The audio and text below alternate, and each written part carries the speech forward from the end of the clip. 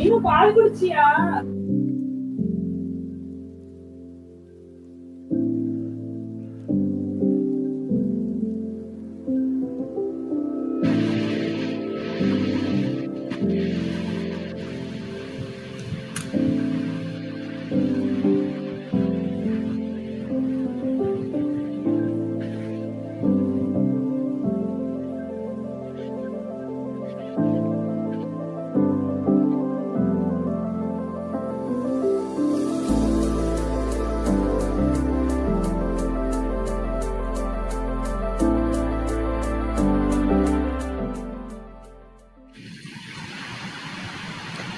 Colorectal cancer is one of the most and deadly cancers worldwide.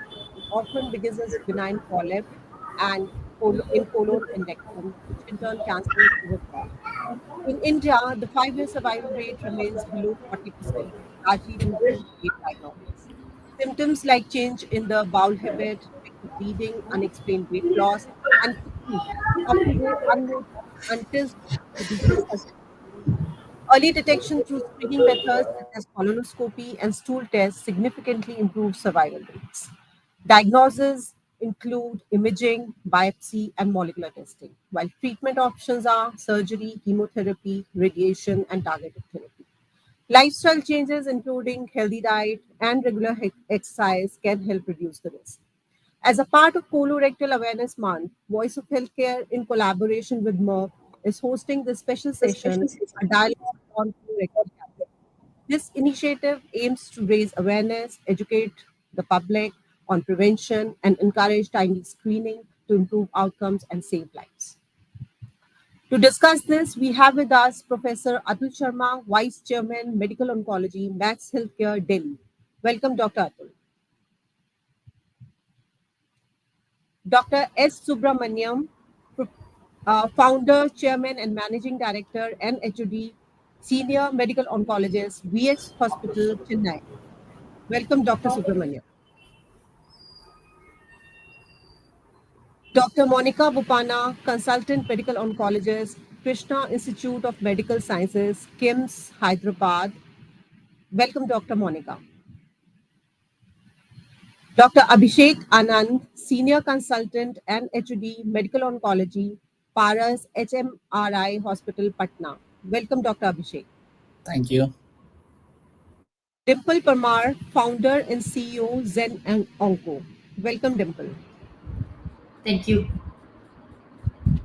So my first question is to Dr. Atul, that what are the current trends in colorectal incidence across India and globally?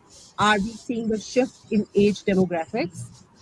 And how can multidisciplinary approach improve the outcome in colorectal patient as such? So I would start by saying that probably off late, everybody, I'm sure my colleagues elsewhere also might have been seeing that the number of colorectal cancer presented to the clinic or different hospitals is slowly on rise. If I give you a ballpark figure, probably each year globally we detect close to 19 million cancer cases. And globally, if you see the incidence of the colorectal cancer is close to 1.9 million. So that is roughly close to, I would say, a ballpark figure of close to 10%. We lose around 900,000 patients because of the colorectal cancer. That is the global scenario. And the global, it is still considered as the third most common cancer of the cancer and the second commonest cause of mortality because of the cancer. When we come to the India, probably we are slightly little probably behind the global, and that's a good part. In India, we detect close to about, I think I would say 70 to 75,000 new cancer cases as per the standard guidelines and available data. Globocon usually we consider a standard one, and that constitute about close to 5% of the cancer burden in the country. So that is one side. If those who are in the practice for a long enough, they probably would realize that the number of cancer cases is definitely rising in the clinical practice, maybe more awareness, maybe with more diagnosis. And the but one feature which I would like to highlight, and that's probably the unfortunate part. Globally, if you see the Western world data, that incidence is declining in the elderly or aged population. Western world also they are seeing a number of patients younger than 50 patients rising in the number of patient cancer, colon cancer patient, and probably we have also started seeing a clinical practice. What are the reasons for that? Whether this is just a lifestyle, maybe that is some hereditary issues, maybe the environment, or maybe the dietary habits and so on. We don't know, but probably there are lot multiple factors might be this thing playing in the field. So in essence, I would say the cancer, colorectal cancer is on rise. The bigger problem is that we have started seeing the young colorectal cancer patient. In general, we say in the Indian patients, whatever we see Western counterpart, usually see younger than a decade earlier than what are reported in the Western world. Yeah, Okay. So younger colorectal cancer, maybe it's on rise. lifestyle changes, dietary habits, these are, contributing to it. Right. So, Dr. Subramaniam, from your clinical experience, what are the most common delays in diagnosing colorectal cancer in India? And how can hospital build better community linkage to promote early colorectal cancer screening?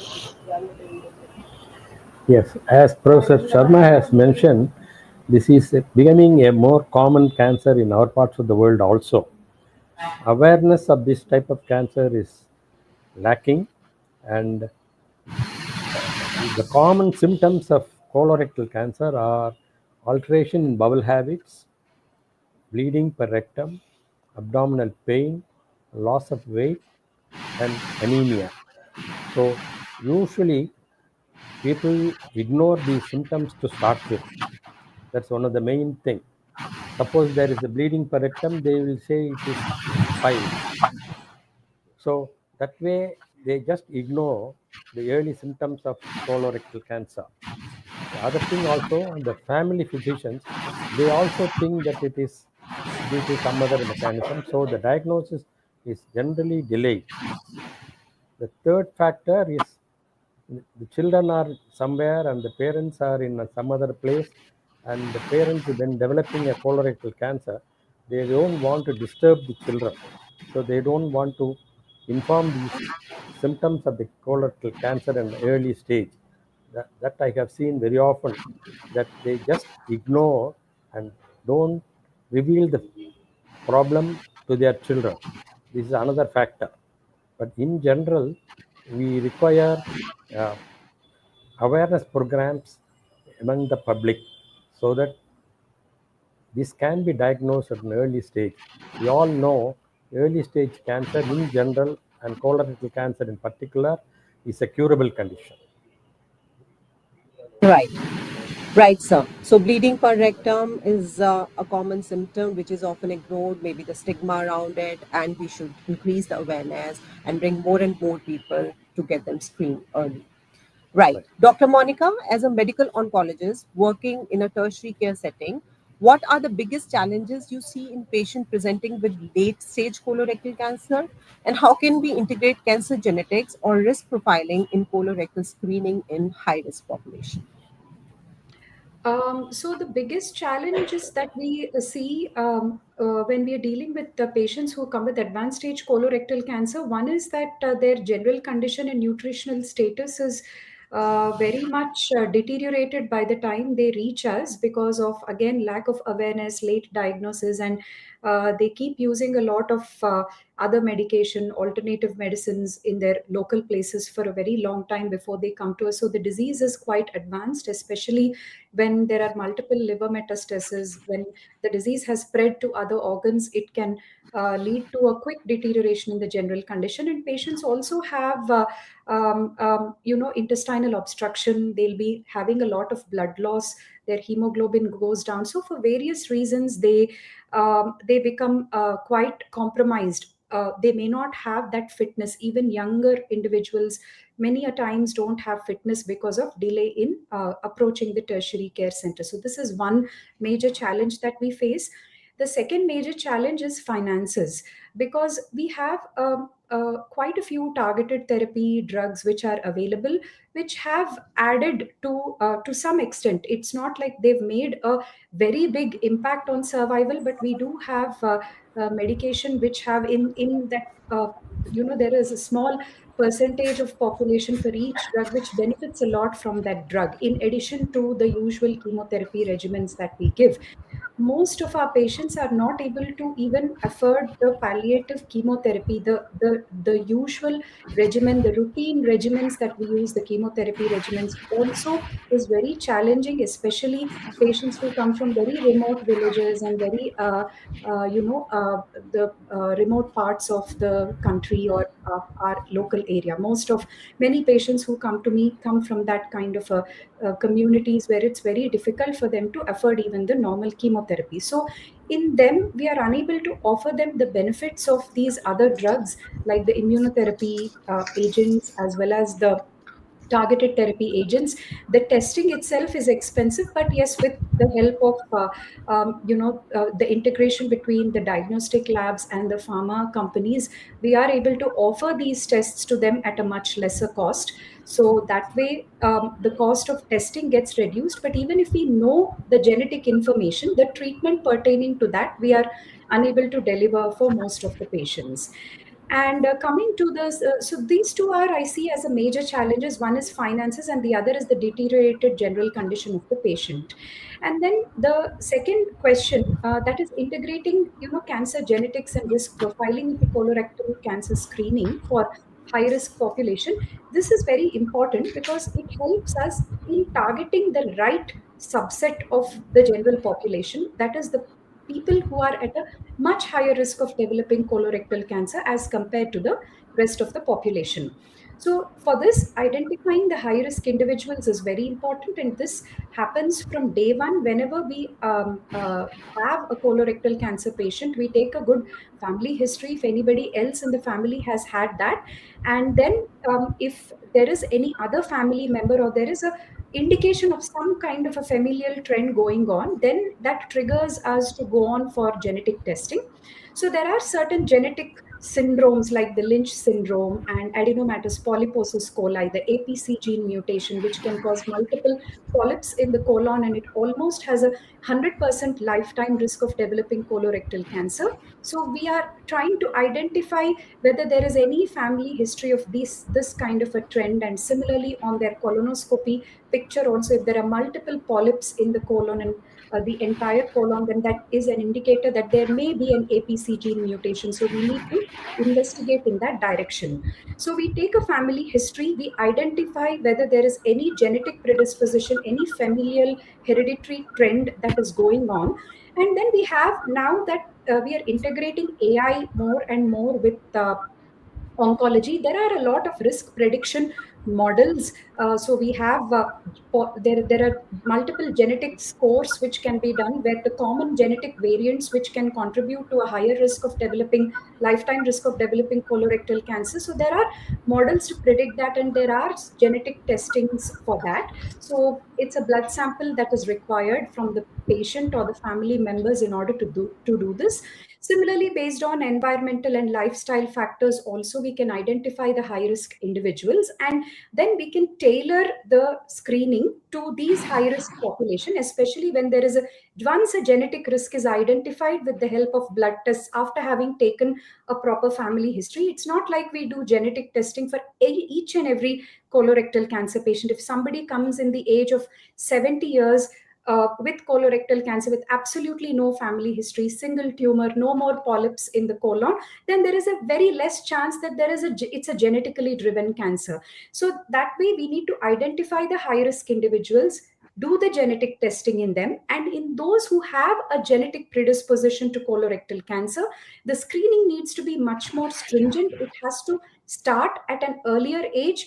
If there is a strong family history, a known genetic tendency or a hereditary trait that is running in the family, then it is important that the blood relatives of the patient, they need to be started to screen 10 years earlier than the age at which this genetically predisposed individual has developed cancer. For example, if a patient is there who's developed a colon cancer at 45 years and there is a genetic tendency, a trait running in the family, then that patient's children, they need to be started for colorectal cancer screening probably from the age of 35 itself, as at least with a stool occult blood and a sigmoidoscopy at least needs to be done, if possible a full colonoscopy. the screening frequency will also be higher in these patients, in these individuals, as compared to the general population with a standard risk of developing colorectal cancer. We generally repeat colonoscopy once in 10 years for people who are at a standard risk. For those who are at a higher risk, the frequency might have to be once in 5 years as in high risk individuals. So that is how we integrate genetics into the colorectal cancer screening to screen more effectively, to avoid unnecessary and too frequent tests in individuals who are not at a high risk. So it becomes more cost effective, and it becomes very, very effective in identifying those high risk individuals. Very well explained, Dr. Monica. Genetics definitely help us in risk stratification and to screen those having the hereditary cancers or genetic risk more frequently.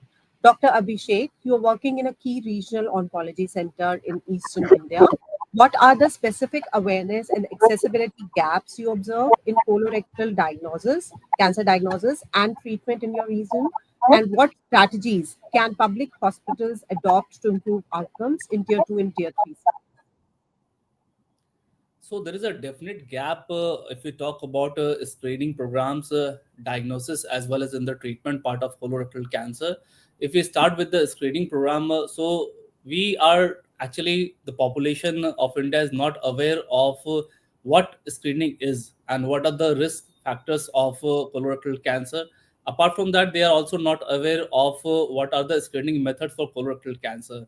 So it is very important that we as an oncologist make people aware with more and more screening programs and awareness talk about the what are the screening methods. Like if we talk about the screening methods for colorectal cancer, there can be two different types or broad category of test.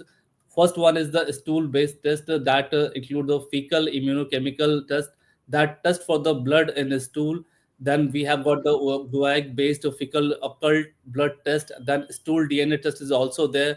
And if we talk about the other part of the screening method, that can be direct visualization method, that is done through the colonoscopy, which is done every 5 to 10 years. Then flexible sigmoidoscopy, that is also done every 5 to 10 years. And then we have got the virtual colonoscopy, that is also known as CT colonography, that is used that is done through the CT scan methods. Newer tests are also available that can be either in the form of micro RNA based or capsule endoscopy. And we have got the artificial intelligence based methods of screening the colorectal cancer. So these are the tests that can be incorporated in our clinical practice, especially the physicians and the surgeons who are practicing in the periphery, so that people are aware of what screening is and how it can be incorporated on our clinical practice.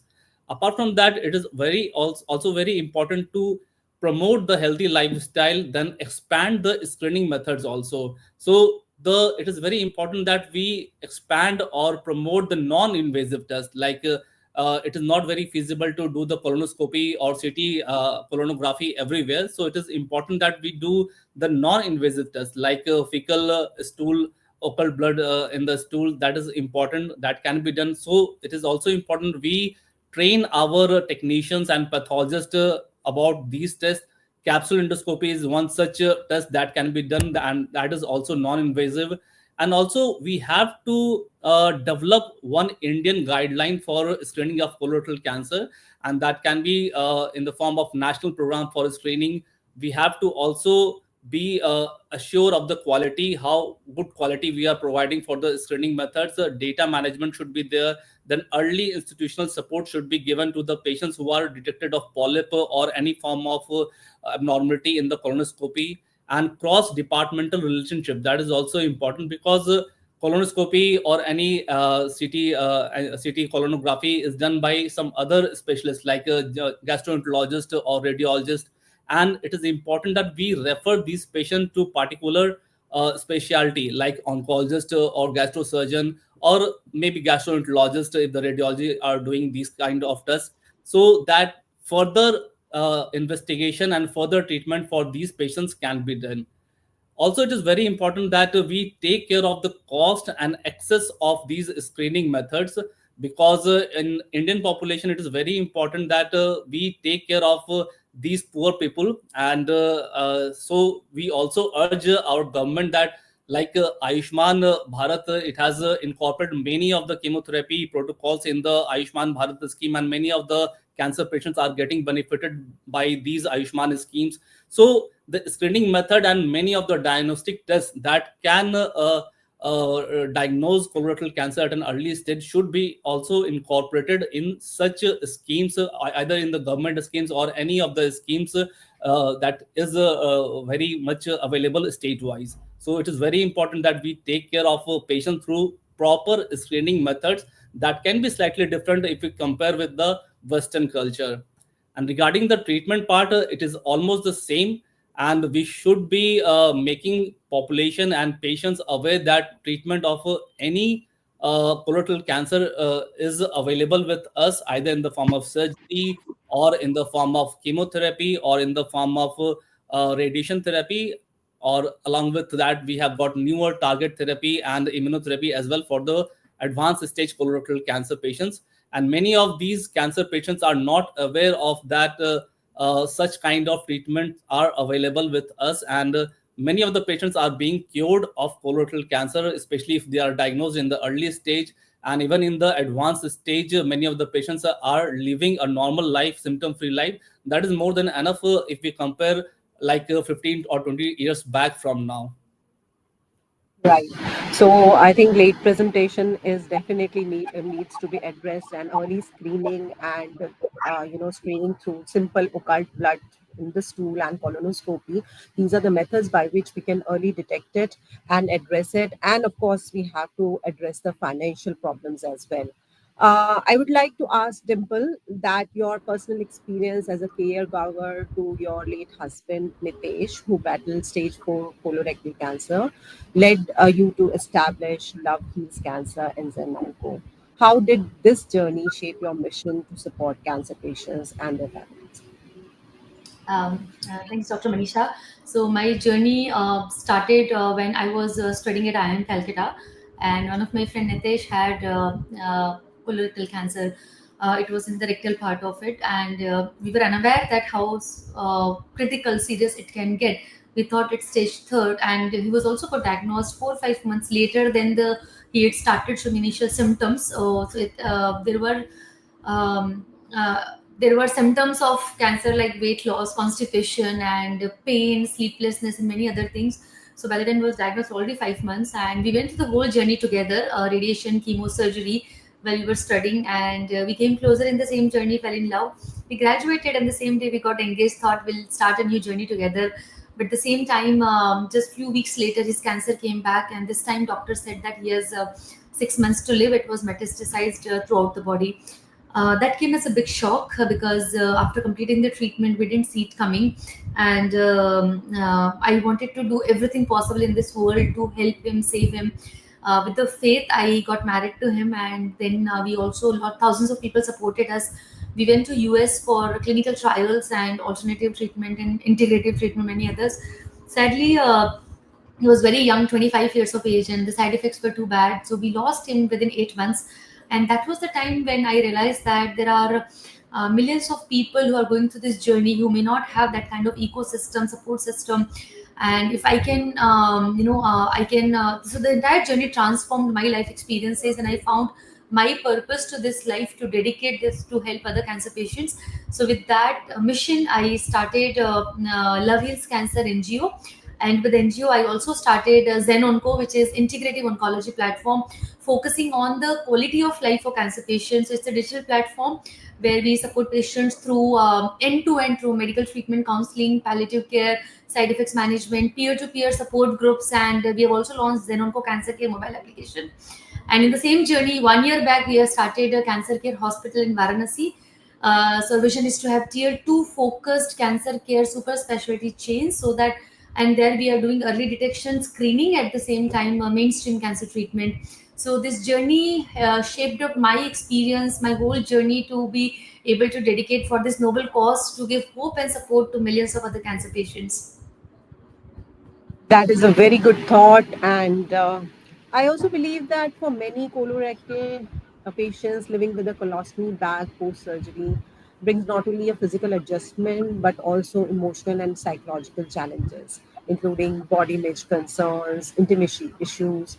So, Dimple, from your perspective as a patient advocate, what kind of support systems or conversations are crucial to help both patients and caregivers navigate this?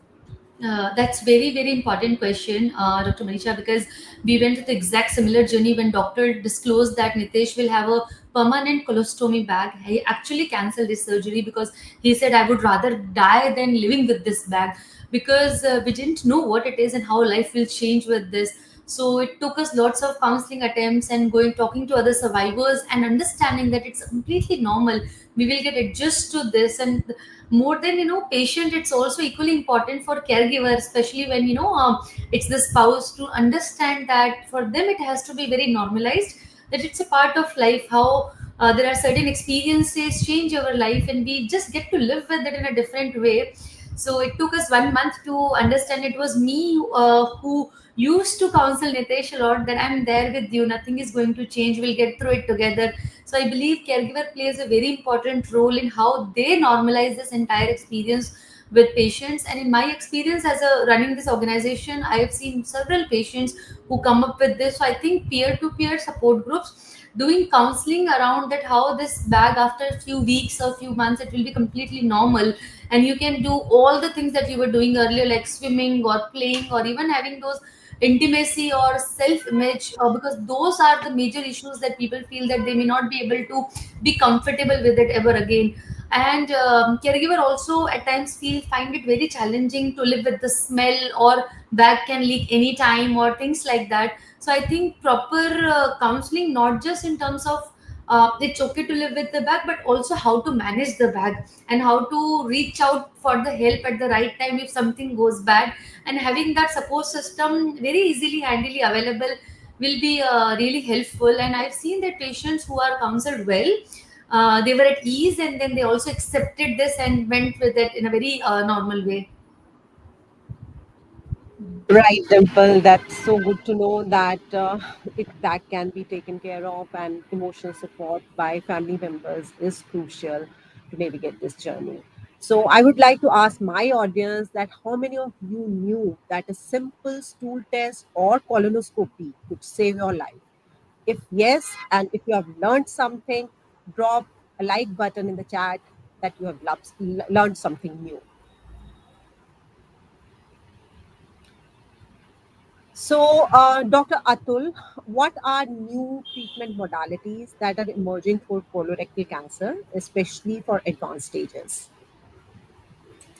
Well, before that, I probably would like to congratulate Dimple for the courage she is having, and she is taking care of others, starting this kind of the services for the, I think, fellow citizens. I do understand as a clinician, maybe that my co-panelists and co-workers, probably colleagues would agree. These are the coloscopy and the relations and other problem like intimacy and other this thing, in most of even workplace also, because many times there might be cases and this thing sound of this thing, so we don't discuss most of the time. That is a drawback on our part, whether we don't get time to discuss or we don't want to discuss, that is a different story. But this is one area which is very well, probably this is not very well served and not discussed in the clinical routine practice. So that is one part. Coming to the major part, the question you asked about the new treatment modalities and this thing, whenever I say in the see patients in the clinic and this thing, I say we usually probably their science is changing, advances are this thing. When I started my career about maybe about 30-35 years, for the stage 4 colon cancer, probably those who are coming with the metastatic disease, we would say the median overall survival or average survival will be close to 5-6 months. We just had the one, I think, the drug which we call as the 5FU or 5 uracil. Nowadays, there's plenty of the drugs available. The average, obviously, nothing can mess to the normal life, but it is still, we say it's close to 3.5 years. And the science is advanced, new molecules are this thing. In case the immunotherapy, which I'll be discussing again, is being used and patient is eligible for that, we may have the long-term survival in about 20-25% of the patients who are presenting with who develop stage 4 cancer. thing. We have the targeted agents. So we have the targeted agents in the colorectal cancer in advanced stage for close to 2 decades now, maybe little over 2 decades.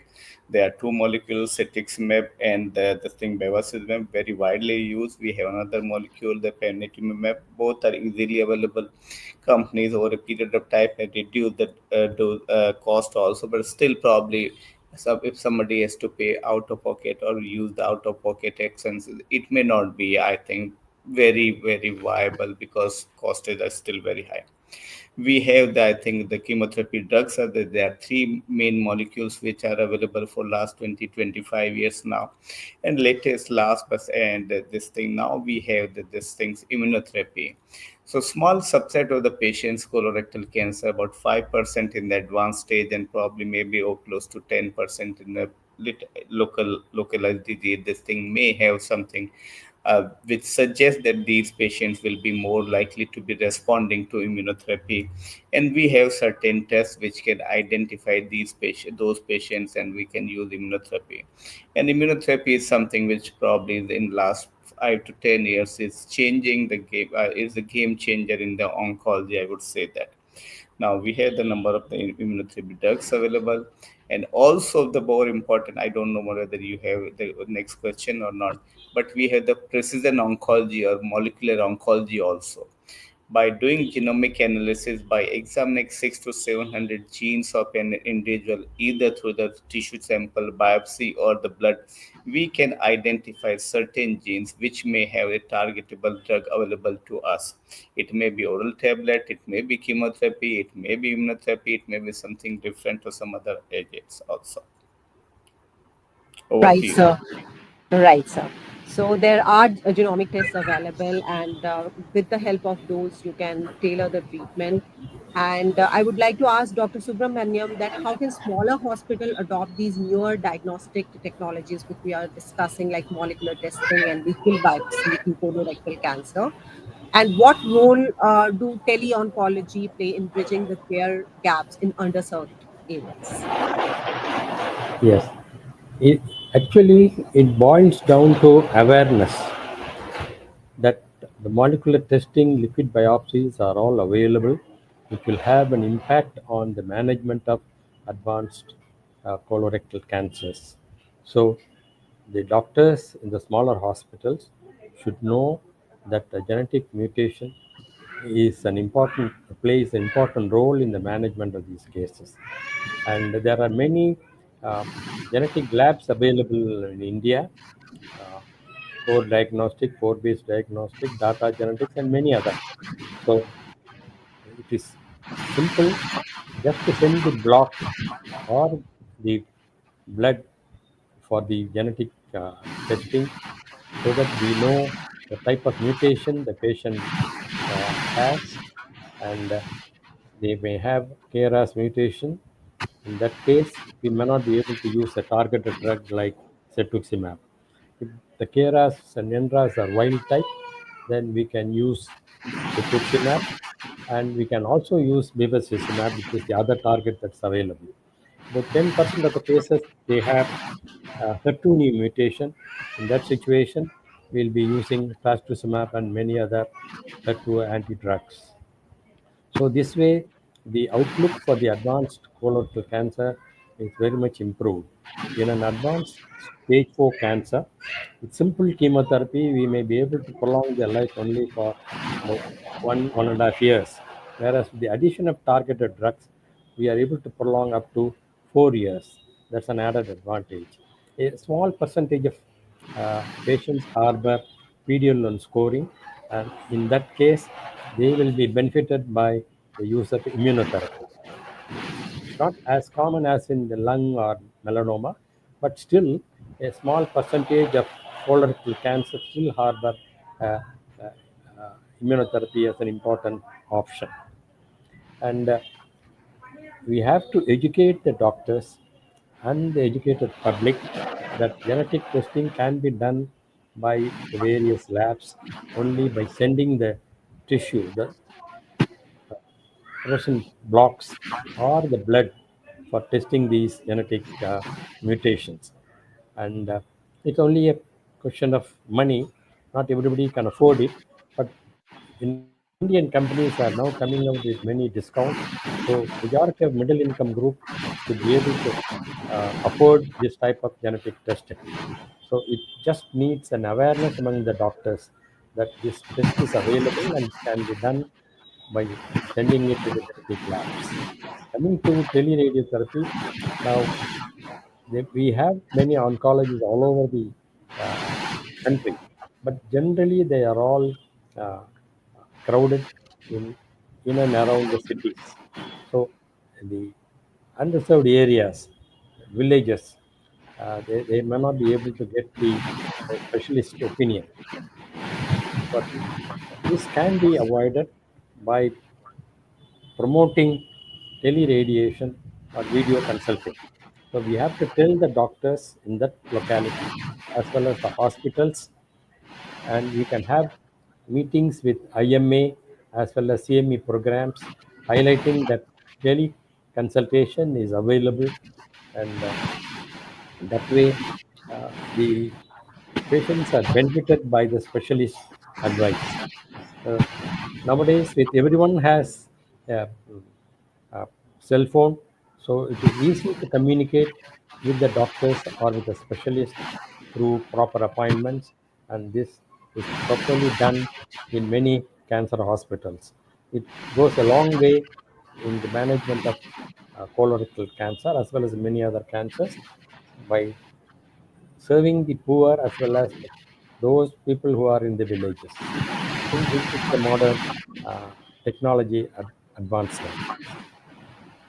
Right.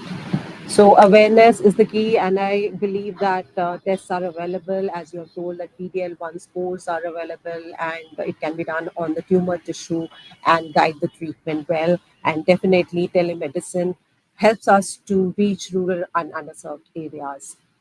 Dr. Monica, what are the psychological needs of colorectal patients, especially young patients, and how important is caregiver support in colorectal cancer management, and how can it be strengthened at the community level?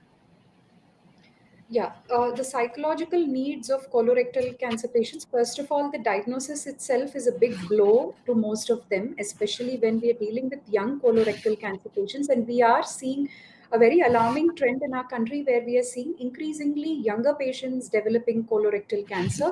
My youngest patient was a 14-year-old boy who was taking treatment under the state government health scheme. So that way, we are seeing a lot of patients in their 30s, 40s who are in their prime of their careers getting diagnosed with this disease. So, helping them to come to terms with this disease is something very important, I feel, because they are in a denial mode. You know, why me is a question that we all have a tendency to ask whenever something bad happens to us. So, this is something they keep asking. Many of them say that we follow very healthy diets and exercise regularly, still we've developed cancer. Why did this happen? So helping them to come to terms with this is very important. If you're dealing with somebody who does not have a stage 4 cancer or a very advanced disease, then it's easier because we'll tell them that although this is a major diagnosis, it is still something which is curable if treated correctly according to guidelines. So we reassure them. And if they are in an advanced stage, it's all the more difficult, especially if young and educated patients who can go through their reports. And I personally always prefer to disclose to the patient what is going on because they do have a right to know.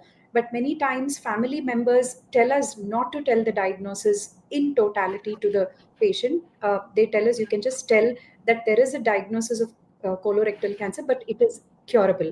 They tell us not to tell them that it is incurable because it will lower their morale and it will demoralize them, and that will have a negative impact on the overall outcome. So depending on how mentally strong the patient is, we can deliver the blow in a graded fashion, like we can tell one bit at a time, and then gradually when the time comes we can add on more information, so that way the patient becomes more receptive. So the way we tell them about the disease is something that has we cannot be blunt with every patient. They may not be able to take it. So understanding the psyche of the patient is very important as a clinician. When we are sitting in the clinic, proper counseling of the patient and the family is very important.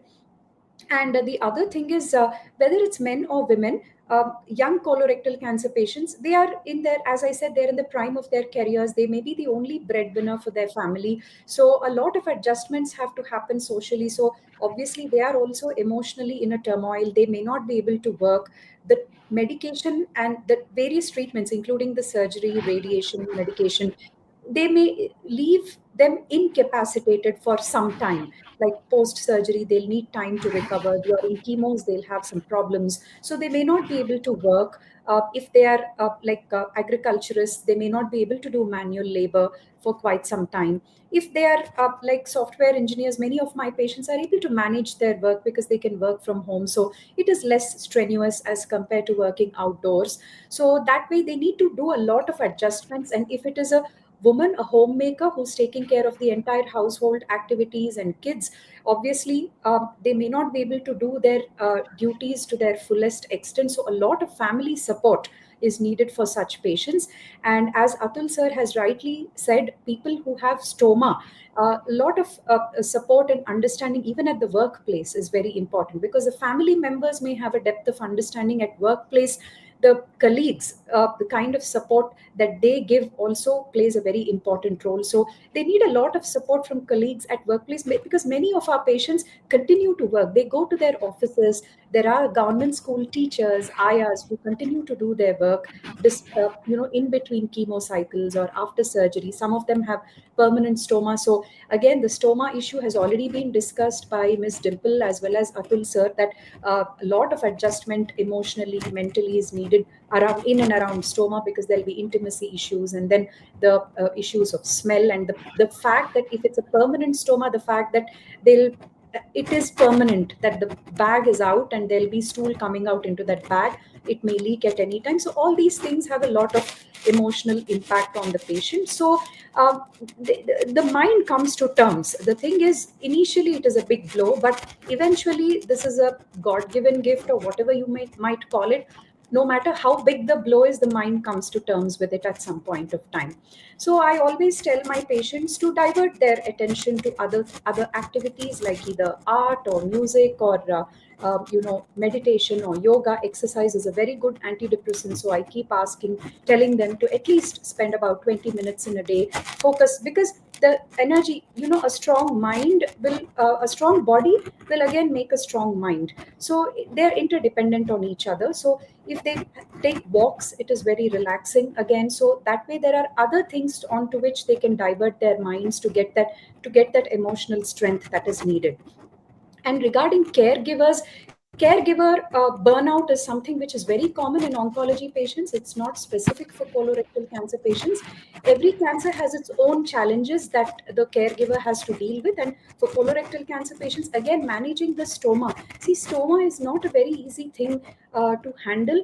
People do get adjusted, but there are so many issues. We have very good stoma therapists. Fortunately, most of the hospitals have excellent stoma therapists. There may be a lot of excoriation, peeling of skin around the stoma site, those kind of issues. So the patient suffers a lot. The caregiver has to that causes the leakage of the bag, and the caregiver also is troubled. They spend sleepless nights. The patient may be in pain, or the patient may have constant vomiting after chemo, or because of bowel obstruction. So all these things the caregiver has to handle. So caregiver support is very important, because the caregiver has to keep going. And for that, it's very important to include them into caregiver groups, because if they talk to other caregivers, they'll have a lot of relief. Just sharing their agony itself halves the burden that they have, the emotional burden that they carry. So that way, a lot of support groups are there, not only for patients but for caregivers also, to discuss common issues, and including them and providing them links to those kind of groups so that they can get included. That is another important thing that we can do. And also, the support for caregiver by the appropriate person. It could be the managing oncologist or any other group, that support group that we have linked to. It needs to be there till the end. If you're dealing with an advanced stage colorectal cancer patient, then bereavement and grief counseling also is very important.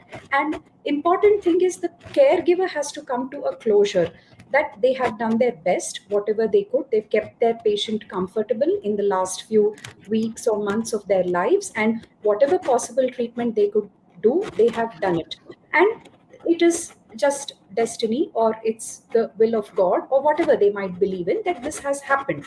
If they don't achieve this closure, it's very important, because it is a big mental burden for the caregiver, that why did this happen, why did my family member have, why did my spouse or my child have to get this. So this will go on eating them away from inside. So it's very important for the counselors to ensure that the family gets a closure, that this is the best that they could have done. They could not have done anything more than this. So this is extremely important in order to reduce that mental burden that they carry.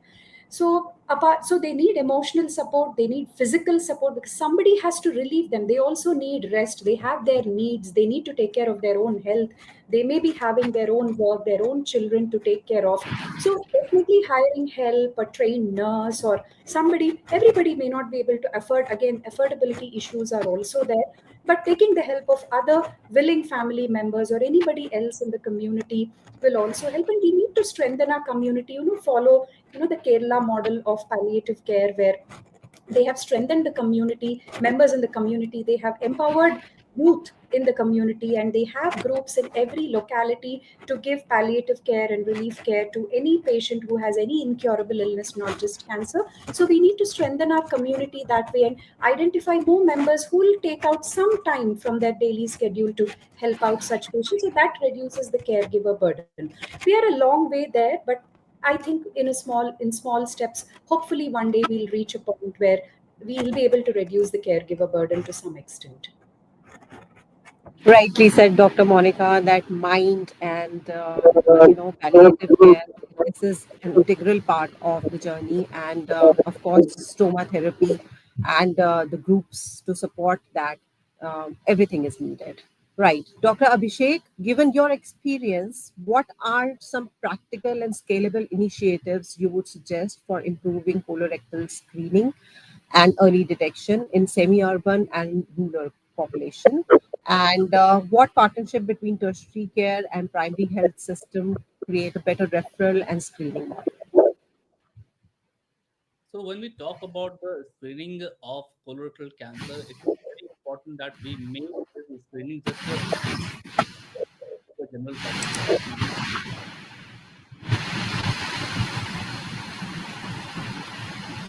rural area, and they are not aware that where this test can be done. So actually there are no colonoscopy center even at the rural part of India still. So it is very important we make these tests more and more accessible to the general population, especially in the rural area. And this test can be made more accessible by either reducing the price of this screening test, or maybe by the government scheme it can be made completely free of cost, especially these screening tests. And we should be giving more and more stress to the non-invasive part of the test that can be easily made accessible to the general population, especially in the rural area, like a fecal DNA test, fecal stool, occult blood test, and maybe capsule endoscopy. And also it is important that we have a better strategy for an easy interpretation of this test and what should be done once the patient has been diagnosed with any kind of polyp or maybe some cancerous changes in the colonoscopy or any kind of screening methods. So it is very important that we refer these patients timely from the general physician or the primary caregivers at the rural area to specific centers that can manage these early changes in the colorectal part, and that can diagnose cancer at an early stage. Apart from this, there is also very a great importance of a good referral system, and that is just the because of the good referral system, we can send the patient at an early stage to the particular place, especially the cancer center, where all the tests can be done, all the management can be done at a timely pace. Counseling of the patients regarding what treatment can be done is also important. Once like the patient has been diagnosed with a polyp or any early cancerous changes, so a patient should be counseled regarding what are the options, treatment options they have, and they should be also counseled regarding the that it can be completely cured if it is diagnosed at an early stage, and most of the screening methods diagnose cancer at an early stage. So it should be stressed upon the patients and the general population that if the screening is being done, that is just for diagnosis cancer at an early stage, and if the patient has been diagnosed with a cancer at an early stage, it can be completely cured. So the awareness, the cancer awareness or the colorectal cancer awareness is both important for the general population as well as the primary care physician. So by doing and incorporating all these awareness program, we can make colorectal cancer a much more treatable in a better way.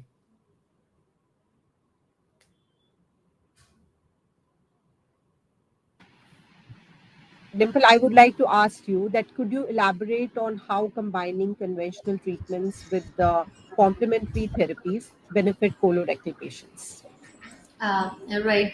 So when we talk about cancer treatment and integrative oncology, which means integrative is always combination of both line of therapies together, which is medical treatment as well as complementary therapies. And one has to understand that these are complementary therapies; these are not alternative therapies. So at times, patients and caregivers they get confused with whether it is something to complement or something to do alternate, and hence there is a lot of confusion at times. So it's always complementary to the medical treatment. It's extremely important that they don't miss out on their medical treatment or consider these alternative options as alternative. So some of these therapies that we have seen that integrative oncology means how do we effectively combine evidence-based therapies into the mainstream medical treatment to manage the side effects, to improve the quality of life, and to extend the life wherever it's possible. So the aim is always to focus on the quality of life and go for some therapies which are evidence based. We have seen that yoga, meditation, physical exercise, pranayama, dietary changes, and some of these things have always shown effectiveness in terms of the better outcomes and managing pain and other side effects. And when we talk about healing practices, I always focus on 7 healing practices. It starts with eating well, moving more, managing stress, sleeping well, creating a healing environment, sharing love and support, and most important, exploring what matters now. So at times, there's a lot of not just financial stress, but also emotional stress, societal stress, and then the challenges of the treatment and many other things. So integrative means it's a wholesome, holistic approach which helps you in navigating through this entire treatment phase together. And we also talk about palliative care, which means not just opting for palliative care at end of the life, while even talking about it or incorporating palliative care when patients are diagnosed, because palliative care means improving quality of life, and the quality of life focus should be when they are diagnosed with cancer. Patients, when they come to us, if they're informed well in terms of how to integrate these therapies, and yeah, so somebody who was just done chemotherapy versus somebody who was in the second week post chemotherapy or 2 weeks post surgery, the combination of therapies or it changes a lot. So having a proper counseling and guidance around how to integrate these two together can lead to a better outcomes for patients. Right. And what do you think that how important is patient education so that they can, be they can participate in making decision about their treatment and care plan? It's extremely important because what I've seen 7 years back, 10 years back, when usually oncologists don't talk about it, patients hear it from other sources who may not be the authentic credible sources, and they tend to go for such therapies or different protocols that might not be aligned with the medical practice guidelines, or something that may not help the medical treatment. So even if and when I talk to patients in our support groups, and I often hear that oncologists will never talk about it, or they will only focus on the medical treatment. So I think that if little bit of just a nudge can be given in terms of that, you can go for some of the integrative therapies, but do understand the credibility or trustworthy sources, or even there's a difference between therapeutic uses versus something which is ingestibles. At times there are many ingestibles in terms of the alternative treatment or complementary, which may not be aligned with the guidelines, and that's where things go wrong. And I also understand oncologists may not have that much of time, so having their support team, having their counselors, somebody who works very close to oncologists, can probably guide patients better in terms of what is right and what is not. Because when patients hear from other sources, they always have this inhibition that they will not never be able to discuss it with their primary treating doctors. And that's when things, they hear it from other sources and start following what others are saying, because they can never discuss with it with their team of doctors. So I think even in their doctors counseling, their consultation, if they can little bit talk, even 1% touch these aspects of it and talk about it, then maybe next time patients will be more open to share these things, because patients anyway today are very well educated, or they are using lots of sources to hear about different, because when we talk about integrative or complementary, there are 100 plus therapies in terms of eating, metabolic approaches, energy movement and exercise therapies, physical therapies, and lots of other supplements that people use. So in terms of I understand doctors may not be able to go in depth, but touching the subject so that patients feel comfortable, and then the doctors supportive team can probably take it forward, and that's where the patients will actually do their own analysis and research also, what is right and what is not right. And also some of the support groups ours are very strongly moderated, so we don't allow quackery practices or alternative approaches. We always say that medical treatment is extremely important. Once that is done, then we accordingly plan the complementary treatment. So but they're not everywhere such a moderated controlled support groups will be available. In that case, the first point of contact is always their treating doctors. And if and today I see that there are many more hospitals and doctors are talking about integrative approaches, and that's where more awareness and openness will come in terms of patients also discussing it with their treating team. So, patient education is very important in this process. I also agree. And with that note, I would like to conclude the session, and I leave up to my audience to decide that what is important, whether it's early screening or advanced treatment. Type your thoughts in the comment. And I thank my panelists for joining us and giving your insights. Thank you everyone. Thank Thank you very you. much. Thank you very much. Thank you.